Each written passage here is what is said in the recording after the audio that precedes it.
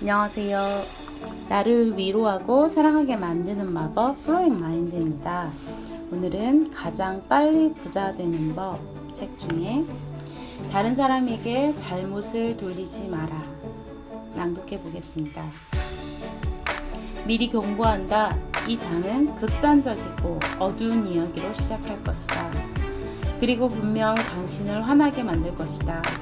읽기 전에 여기에서 든 이 시는 요지를 분명히 하기 위해 활용하는 이야기일 뿐이라는 것을 유념하기를 바란다. 이 이야기는 옳고 그름을 판단하려는 것도 내 개인적인 견해가 반영된 이야기도 아니다. 이 이야기는 그저 예시, 단지 예시일 뿐이다. 그러니 부디 이 이야기를 판단하려 하지 말고 객관적으로 읽어주기를 바란다. 미리 감사드린다. 어느 날 밤 12시에 스티브는 파티에 갔던 딸이 아프다고 하자 데리러 갔다. 그는 딸을 태우고 늘 다녔던 기갓길로 차를 몰았다. 그 길로 가면 술에 취한 사람들이 많은 가게 근처를 지나쳐야 했다.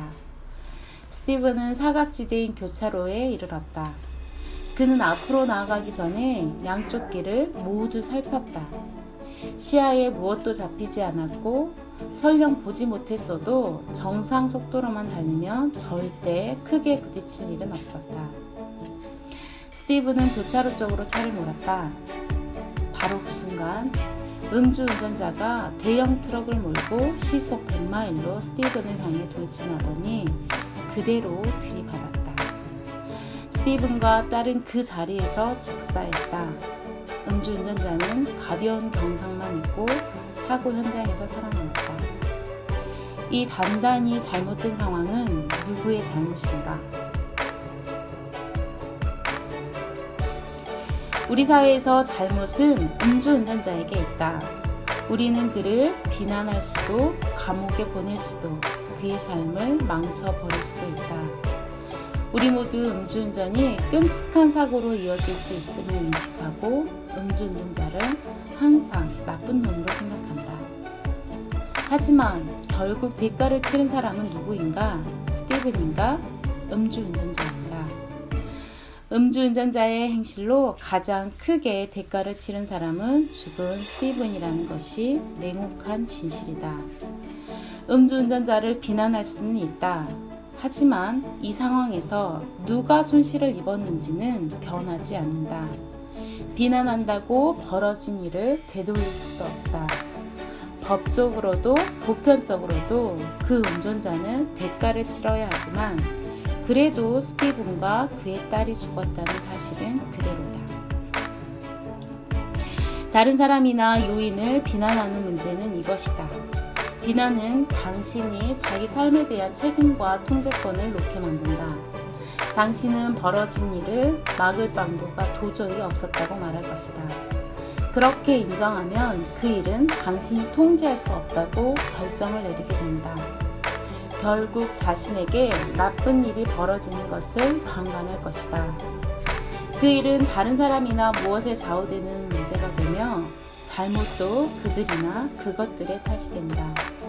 하지만 이 이야기에서 대가를 치른 사람이 스티븐이든 대개 특히 비즈니스에서 대가를 치르는 사람은 오직 당신이다. 물론 음주운전자는 영원히 감옥에서 살 수 있다.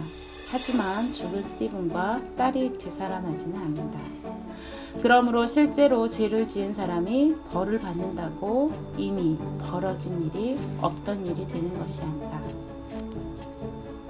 만일 스티븐이 자신에게 있었던 모든 일에 책임을 졌다면 어땠을까? 시간을 되돌려 스티븐이 이렇게 생각했다고 상상해보자. 밤이 너무 늦었군.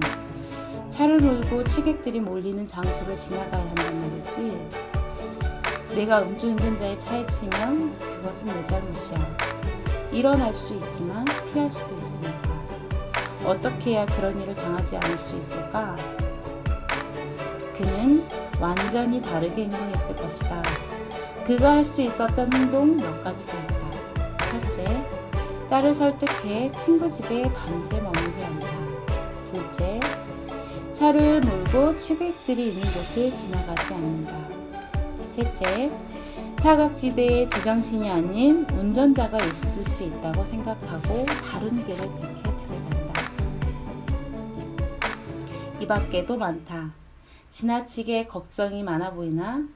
하지만 스티븐이 정말 걱정이 많았다면 자신과 딸의 운명을 지킬 수 있었을 것이다. 반대로 음주운전자는 자신을 탓해야 할까? 물론이다.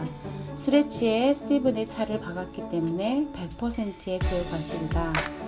스티븐이 사고를 막을 수도 있었기 때문에 자신을 탓해야 하는 것처럼 음주운전자 역시 사고를 막을 수도 있었기 때문에 자신을 탓해야 한다. 하지만 여기에서 당신은 차라리 누구이고 싶은가? 비난에서는 자유롭지만 죽은 사람인가? 온갖 비난을 받지만 그래도 살아있는 사람인가?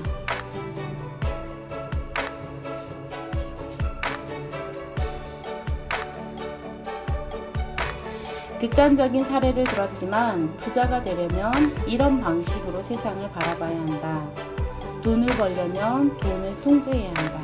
부를 통제하려면 부에 대한 통제권을 다른 사람이나 요인에 넘길 것이 아니라 최대한 자신이 가져야 한다.